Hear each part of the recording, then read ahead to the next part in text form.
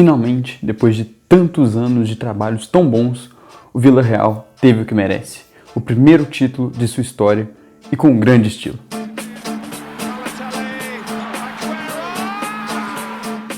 Fala galera, tudo bem? Meu nome é Yuri, esse é o canal Mais 6 Pontos. Nesse vídeo é um vídeo bem especial para falar sobre o Villarreal da Espanha.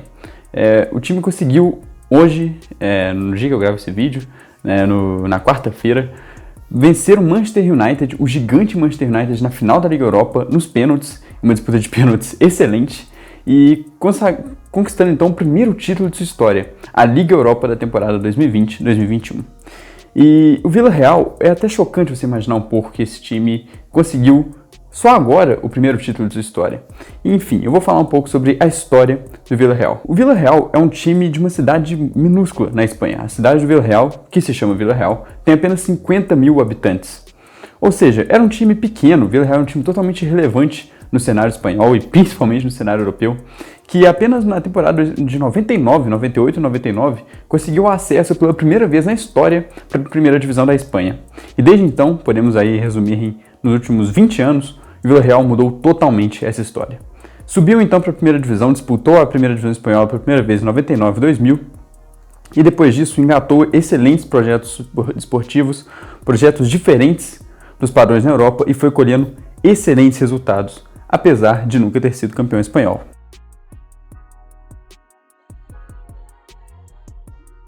O Villarreal então ele ganhou muita notoriedade, principalmente aqui na América do Sul, exatamente na década passada, entre 2000 e 2010. Foi quando eles contrataram vários jogadores sul-americanos, como Riquelme, Forlán, Sorin que saiu direto do Cruzeiro, por exemplo, para o Villarreal, ou seja, saiu do time brasileiro para lá. E um pouco depois desses nomes, teve o Palermo também, atacante argentino, e depois desses nomes, ainda mais no final da década, chegou lá o zagueiro uruguaio Godín e o atacante brasileiro, que saindo do Internacional, Nilmar. Então o Villarreal, que era um time tão irrelevante, tão pequeno na Espanha, do nada começou a crescer bastante e se consolidar no futebol espanhol.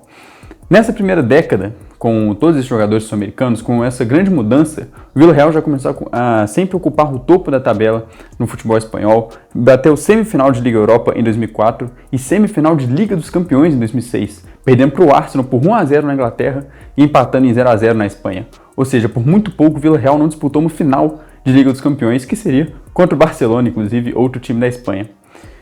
E em todos esses 20 anos aí, o Villarreal, depois que ele voltou depois que ele atingiu a primeira divisão espanhola pela primeira vez na sua história, ele rebaixou apenas uma vez, que foi na temporada 2011-12, e foi muito fora da curva. Ele rebaixou em 2011-12, logo na temporada seguinte, 12-13, já voltou para a primeira divisão e depois, então, se afirmou ainda mais como um time de primeira divisão e de topo de tabela. E podemos comprovar isso com o seguinte recorte que, em todas essas últimas 20 temporadas, o Villarreal ficou abaixo da 7ª posição do Campeonato Espanhol apenas 4 vezes. Uma dessas vezes foi o rebaixamento, mas todas as outras vezes ficaram de 7º lugar para cima e muitas vezes, inclusive, em 5º, 6º colocado. Colocação essa que dá a vaga para a Liga Europa. E nessa última década, no entanto, o Villarreal de novo continuou sendo um time muito relevante na Europa. E inclusive bateu semifinal de Liga Europa em 2011 novamente e em 2016 voltou para as semifinais dessa competição. E agora também em 2021 voltou para a semifinal, para a final e foi campeão. E como eu disse, o Villarreal ele se consolidou tão bem como um time de primeira divisão, um time que está sempre presente nas competições europeias, seja Liga dos Campeões, seja Liga Europa, um time que está sempre ali no topo do Campeonato Espanhol, sempre enchendo o saco da maneira que dá de Real Madrid, Barcelona e até mesmo Atlético de Madrid, um time que muitas vezes você vê bons jogadores saindo de lá, um time que tem uma relevância hoje no cenário do futebol. Então, para pessoas da minha geração, por exemplo, eu tenho meus 20 anos de idade, que é exatamente o tempo em que o Villarreal vem crescendo. Eu cresci com o Villarreal sendo um time normal de ver lá no topo, de ver em cima no futebol espanhol. Então, para mim, para pessoas da minha geração, é estranho você ver a afirmação que o Villarreal não tem título. Então, era muito difícil você entender, mas é um time que é tão bom, um time que está sempre lá em cima, como que eles nunca conseguiram alguma coisinha, alguma Liga Europa, alguma Copa do Rei que seja? E é exatamente por isso, porque o Villarreal ele hoje é um time bom, e inclusive melhor do que muitos times que têm mais camisa do que eles. Bom, mas então chegou esse dia, e eu vou falar agora sobre essa partida da final da Liga Europa.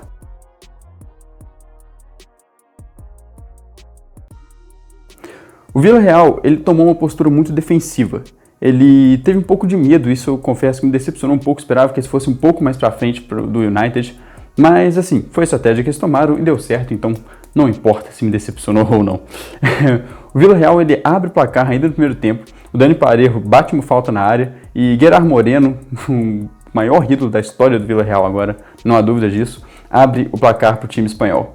E logo no comecinho do segundo tempo, tem um bate-rebate ali na área, e foi uma das poucas vezes que a defesa do Villarreal acabou ficando exposta, né? Abriu, cedeu pro ataque do United, e o Cavani aproveitou ali um gol de muito oportunismo, uma bola que, como eu disse, teve um bate-rebate, o Cavani chutou de biquinho pro gol. Mas a partida ela foi assim, o Villarreal tentando achar espaços para contra-ataques, mas não conseguindo achar e se defendendo muito bem. Quando eu for falar um pouco mais sobre o elenco, eu vou destacar um pouco isso. Mas o Villarreal ele tinha uma fortaleza montada ali na defesa. Tanto os seus volantes fazendo um trabalho defensivo excelente, tanto os seus atacantes também, com a pressão da saída de bola. O Villarreal parecia que tinha 15 jogadores em campo, porque eles marcavam saída de bola, marcavam o meio campo, marcavam lá atrás. Raul Albiol e o zagueiro Paul Torres foram um paredão ali na defesa. Tanto que, apesar do United ter tido um domínio bem claro no jogo, eles pouco conseguiam chutar. E muitos dos seus chutes foram chutes de longe, chutes fora da área, porque não conseguiam espaço para entrar, para perfurar a defesa do Villarreal. Mas enfim, o jogo acabou então empatado em 1-1, foi para a prorrogação. Na prorrogação o Villarreal até se soltou mais. Na prorrogação, inclusive, o Villarreal foi melhor do que o United, mas também não conseguiu criar uma chance tão clara de gol assim, e acabou ficando por isso mesmo. Mas então, acabou o jogo, 1-1, e aí chega a disputa de pênaltis. E, sinceramente, essa foi a melhor disputa de pênaltis que eu já vi em toda a minha vida. Eu falo isso com tranquilidade. E a melhor, assim, qualidade mesmo das cobranças. Porque quando você vê, tipo, porra, tiveram 22 cobranças e apenas uma um goleiro pegou, você pensa, pô, os goleiros deviam estar horrorosos. Mas de pênaltis defensáveis deve ter tido no máximo 5, no geral. Porque as cobranças estavam muito boas, Eu tenho a impressão até que os times treinaram mais pênaltis do que pro jogo mesmo. Porque foi uma coisa bizarra. Os caras foram batendo os pênaltis, chegando nas cobranças alternadas. Cobranças alternadas é uma enorme pressão. Porque se você erra uma daquelas cobranças, né, depois que acabam as 5 iniciais, aquelas a sexta, sétima pra frente, essas cobranças são uma pressão enorme. Porque se você erra uma dessas cobranças, você praticamente está decretando que você vai perder aquela disputa. É uma pressão assim enorme. E os caras estavam batendo porradão, estavam dando de bica, estavam batendo no ângulo, batendo no cantinho rasteiro. Só cobrança absurda. Foi chegando nos zagueiros. Zagueiro assim que você não espera que tenha uma grande qualidade em cobrança de pênalti. A gente esperando eles darem aqueles porradões assim de qualquer jeito e torcendo para dar certo. Mas não, os zagueiros colocando bola no ângulo. Como eu falei um pouco sobre o Torres do Villarreal, ele simplesmente bateu um pênalti colocado. Você vê até a bola fazendo uma curva assim e entrando no ângulo. Foi uma coisa inacreditável. Foi uma disputa de pênaltis de uma qualidade que cada cobrança ali a gente menos acreditava que estava realmente daquele jeito.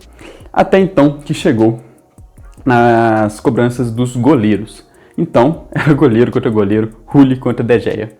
E chegou a cobrança do goleiro do Villarreal e, cara, ele simplesmente meteu uma bica no ângulo. Foi uma coisa, assim, é surreal de você imaginar. Eu tava até rindo na hora do jogo, de tão em choque, assim, impressionado que eu tava com a qualidade dessa disputa de pênaltis. Se você não assistiu, procura aí no YouTube pra assistir, porque vale muito a pena. Então, o goleiro do Villarreal simplesmente meteu uma bicuda no ângulo, o goleiro no ângulo. Enfim.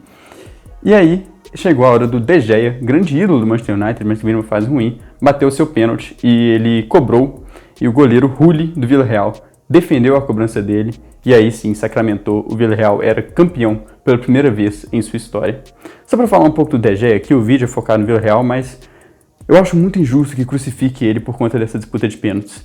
Primeiro, sobre o quesito goleiro. Obviamente fica feio você não pegar nenhuma disputa em 11, e principalmente o De Gea, que já não pega um pênalti desde 2016. Mas assim, cara, das 11 cobranças do Villarreal, no máximo 3 eram defensáveis. E ainda assim, estamos falando de pênaltis. Então, sempre difícil você dizer que o goleiro tem a obrigação de pegar um pênalti. E sobre cobrar pênalti, pô, você não vai cobrar de um goleiro que não é cobrador de pênalti, porque se fosse tipo Rogério Ceni, aí você cobra que o Rogério Ceni acerta o pênalti, porque ele cobra o pênalti. Mas O De Gea não, ele nunca precisou de cobrar pênalti na carreira. Então você cobrar com um goleiro, sabe, bater pênalti nessa circunstância é uma completa ignorância realmente, porque ele não tem culpa de não saber bater pênalti. Tanto que o Júlio do Villarreal eu tenho certeza que também não sabia, e nem ele entendeu como ele bateu aquele pênalti tão bem. Mas enfim, voltando ao Villarreal, Júlio então fez a defesa do pênalti do De Gea e acabou o jogo. O jogo mesmo, eu não achei um jogo ruim, mas também não foi tão bom, foi um jogo muito tático. Foi legal de ver a postura defensiva do Villarreal, mas quando você pega chances reais de gol mesmo, não tiveram tantas para nenhum dos dois lados. Mas a disputa de pênaltis fez valer a pena todos os minutos que eu fiquei assistindo essa partida, porque foi realmente muito boa de se ver. E bom, esse título então é para coroar tudo isso que o Villarreal veio plantando. O Villarreal já merecia ter uma conquista, ter um título há muitos anos, desde quando eles tiveram um ambicioso projeto, um diferente projeto de vir captar os melhores nomes possíveis aqui na América do Sul, né, como eu falei lá atrás no vídeo. Eles mereciam muito um título. E finalmente chegou esse momento, o Villarreal merecia demais mesmo. E agora eu vou falar alguns destaques desse elenco do Villarreal. A dupla de zaga. E destacar também nessa partida, como eu já falei, os dois formaram uma fortaleza defensiva ali. E são dois caras muito opostos no seu momento de carreira. Um deles é o Raul Biol, aquele mesmo, ex-Real Madrid, ex-Napoli, ex-seleção espanhola também. Já está para seus 35 anos, caminhando para o fim da carreira, e eu fiquei realmente muito feliz, porque ele sempre foi um zagueiro bom, mas ele acabou sendo ofuscado pelos outros zagueiros da sua geração na Espanha, como Puyol e Piqué. E o Sérgio Ramos. Então, assim, ele acabou nunca tendo muito espaço na seleção, mas ele é um zagueiro muito bom, foi muito bom na Napoli também, e é um grande líder para esse time do Villarreal também. Então eu fiquei muito feliz mesmo que ele pudesse caminhar para esse fim de carreira aí em alto nível, porque ele jogou muita bola hoje. Para mim, ele foi o melhor em campo. E o outro zagueiro é o Pau Torres, que esse tem apenas 24 anos, está crescendo demais no Villarreal. Fez uma temporada muito alto nível, hoje um jogo de muito alto nível também. Ele já é um dos zagueiros modernos, porque a saída de jogo dele, assim, no futebol brasileiro, ele seria volante com tranquilidade. Então ele tem muita qualidade com a bola no pé também, muita qualidade defensiva. Então é um cara de muito futuro. E como eu brinquei com alguns colegas meus durante a final de hoje, ele tem que comemorar demais esse título no Villarreal, porque ele não dura muito tempo mais lá. Eu acho que nessa janela ele já vai ser muito cobiçado no mercado e dificilmente ele continua nesse time espanhol. Bom, outros nomes para destacar é o lateral direito argentino Foyt, de 23 anos, que está emprestado do Tottenham para o Villarreal. Ele era um cara que sempre teve potencial, mas nunca mostrou tanta coisa, nunca vingou tanto. Nessa temporada jogou muito bem, mostrou aí que então que tem potencial para ser, que pode ser melhor explorado. Ele fez uma temporada muito boa no Villarreal. E o jogo de hoje também muito bom. Tem apenas 23 anos ele, inclusive. Eu imagino que o Tottenham vai reaproveitá-lo quando acabar o empréstimo. Eu queria falar um pouco também sobre o volante francês Capoue.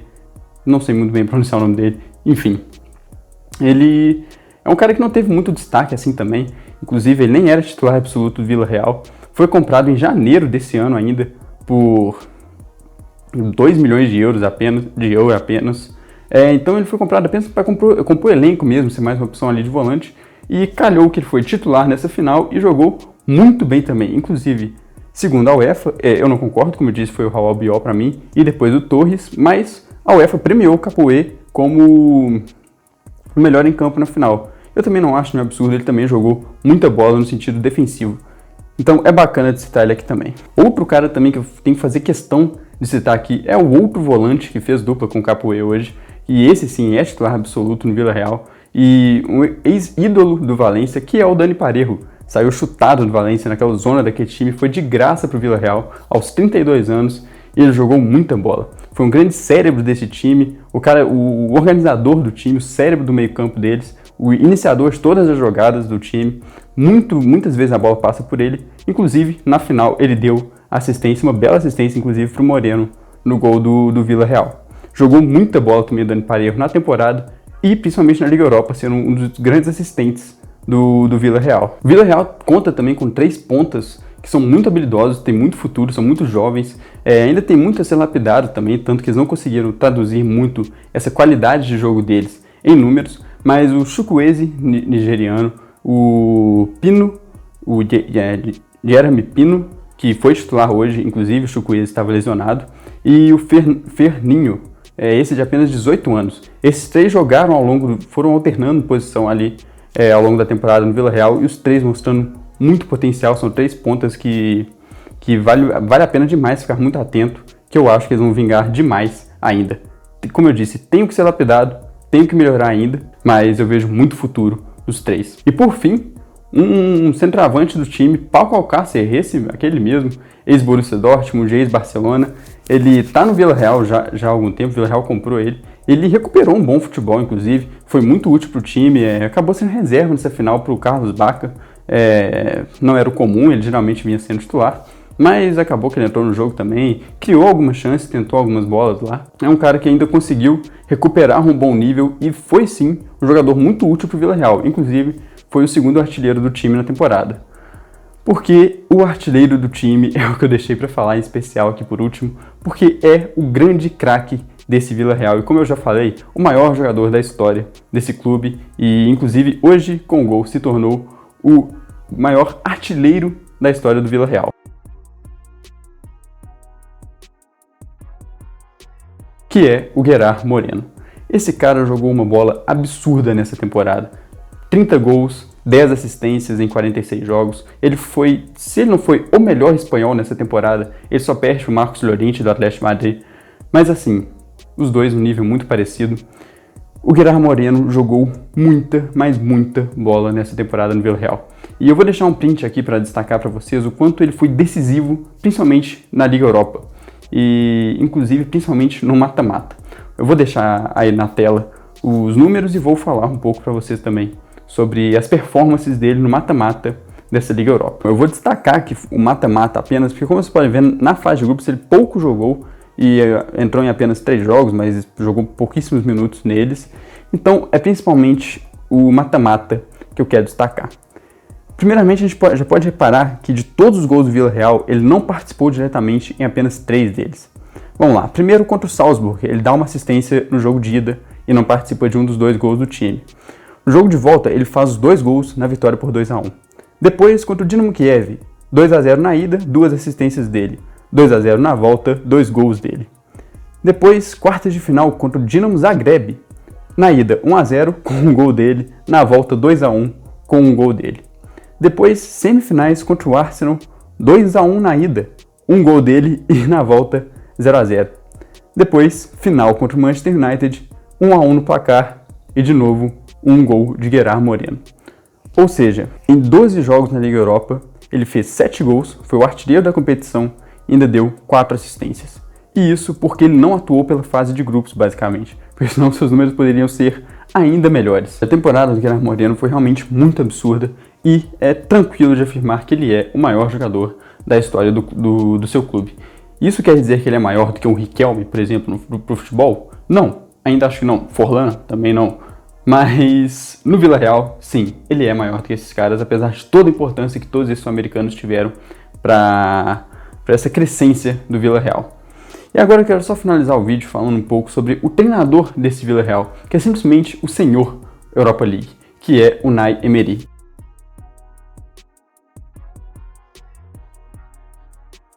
E eu sei que o Unai Emery tem uma mancha, principalmente no Brasil, por conta do PSG, de ser um treinador ruim. Porque de fato o trabalho dele no PSG não foi bom, e no Arsenal depois também não foi tão bom assim.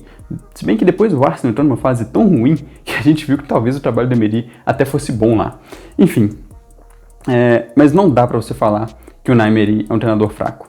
Pelo que ele fez, inclusive, em Liga Europa. Ele já tem 4 títulos de Liga Europa, sendo 5 finais. E 3 títulos ele ganhou em sequência com o Sevilha, entre 2013 e 2016. Foi tricampeão. E cara, isso não é fácil. Eu sei, a Liga Europa ela é o segundo escalão da Champions, ela não tem o mesmo nível que a Champions. Mas os times que estão na Liga Europa também não têm o mesmo nível dos times que estão na Champions. Então não é fácil você ser tricampeão. Não é fácil você ser campeão da Liga Europa. Imagine então tricampeão igual o Unai Emery que foi com o Sevilha. Não tem como você falar que um cara desse é fraco. E agora principalmente no Villarreal, porque ele pega um time, como eu falei, era um time muito competente há anos, um time sempre muito bom, tantos treinadores passaram por lá e nenhum conseguiu finalmente atingir esse grande objetivo do Villarreal, que é de ser campeão com eles. O Unai Emery aceitou o desafio e conseguiu levar o Villarreal para a primeira glória de sua história e com muitos méritos, com muitos méritos. O Unai Emery potencializou muito bem esse time, armou muito bem esse time. Inclusive, muitos jogadores, como eu falei, do Pau Torres, zagueiro, pode ter sido simplesmente um grande resultado do trabalho do Emery, que descobriu as qualidades dele. Assim como o Gerard Moreno atingiu o auge da sua carreira, atingiu esses números tão absurdos, pode ser uma consequência do estilo de jogo do Unai Emery. Então, você pode sim questionar os trabalhos que ele fez no PSG e no Arsenal, mas não dá para falar que um cara desses é fraco, com todo o currículo que ele tem em Sevilha e Vila Real. Bom, o vídeo ficou longo, eu sei, mas o Vila Real ele merece demais todo o reconhecimento. Deixa aqui nos comentários o que vocês acham sobre esse time. É um time que eu confesso que eu simpatizo bastante. Gravei aqui com a camisa do Brasil só para ter pelo menos uma cor parecida com o Vila Real, né? Mas eu ainda pretendo ter uma camisa do Vila Real. Bom, deixa o like aqui no vídeo, se inscreve no canal, ative o sininho de notificações. Muito obrigado, até a próxima. Valeu!